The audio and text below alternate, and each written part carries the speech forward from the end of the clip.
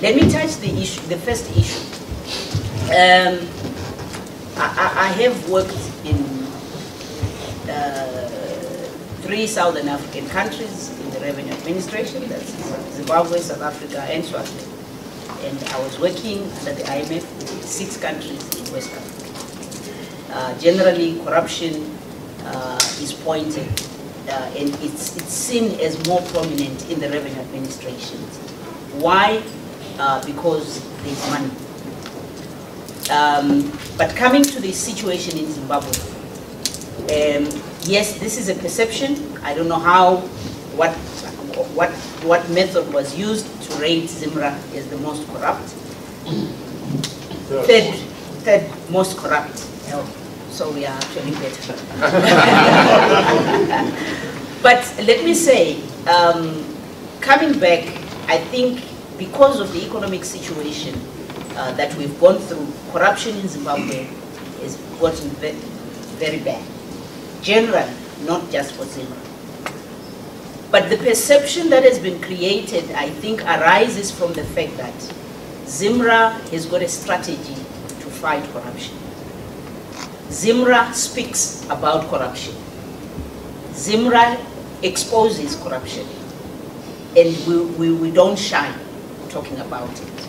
Because we are aware that our officers are vulnerable to that temptation. And yes, some of them do succumb to the temptation. Just look in the roads, the amount, I think I've received about 4 or 5 requests to investigate how some of the goods which are actually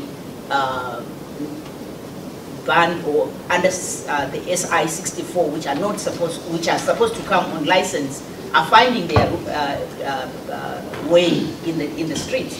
And you find that these are not being brought by Zimra officers. These are brought by the general public and traders. And yes, there is a lot of corruption that is happening, and our officers are being approached, syndicates, some of them very big, and it's normal. But what I want to say, your question was very direct to say what strategies do we have. And we have a code of conduct. First and foremost, looking at our staff, where if an officer is found guilty of any corrupt activity or any underhand dealings, we don't hesitate to fire. I'm here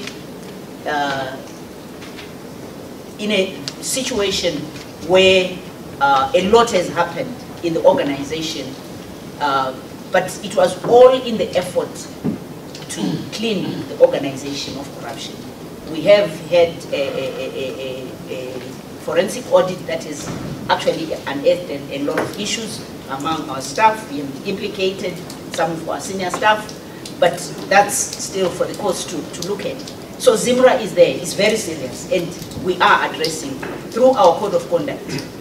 We have our loss control manager, Mr. Banyika, the whistleblower facility, where we are inviting members of the public to tell us any information that points to anyone who is trying to avoid paying tax or to smuggle goods. We have, and for the whistleblower program, we actually pay 10% of whatever income is recovered specifically from the information provided by the whistleblower. But we also have our hotline where taxpayers who may not want to be paid but want to give information, and this is managed outside Zimra through a partner accounting firm and working together with the ministry, so that there is that separation, and that information is given through very clear structures where we want to address some of these issues. One of the things that I'm seriously working on and trying to ensure that our officers are not exposed is that through our processes and procedures, standardized and documented, our officers will not find a loophole to say, I did this by mistake, because the processes are very clear. And this is why I have, as part of my second P, processes. And we are going to work very, very hard. We are working towards ISO certification. and this is something that we are going to continue working on. So there is so much that we are doing, and we are, the recent incident is one clear case where we are vigilantly trying to ensure that our systems are secured, and we catch some of our staff who may actually want to infiltrate and abuse our systems. So there's so much that we are doing, and I would say the reason why we were recognized is because we talk a lot about corruption, whereas there's so much happening in other institutions which is not being talked about. But we are proud to be talking about it and to fight it. The second question, treatment of companies. Let me start by saying compliance in Zimbabwe, tax compliance, revenue compliance in Zimbabwe is very low. I've been working, like I said, with other administrations. You talk of low compliance, whether it's filing, registration, or whatever. You talk of percentages of about 60, 70, 80%. And the target which we want to go to actually specifies some good practices of levels of compliance. But we are still struggling, even in the regions of 30, 40% in some of our offices, where we have a few taxpayers that are registered, but even among those that are registered, compliance is very low.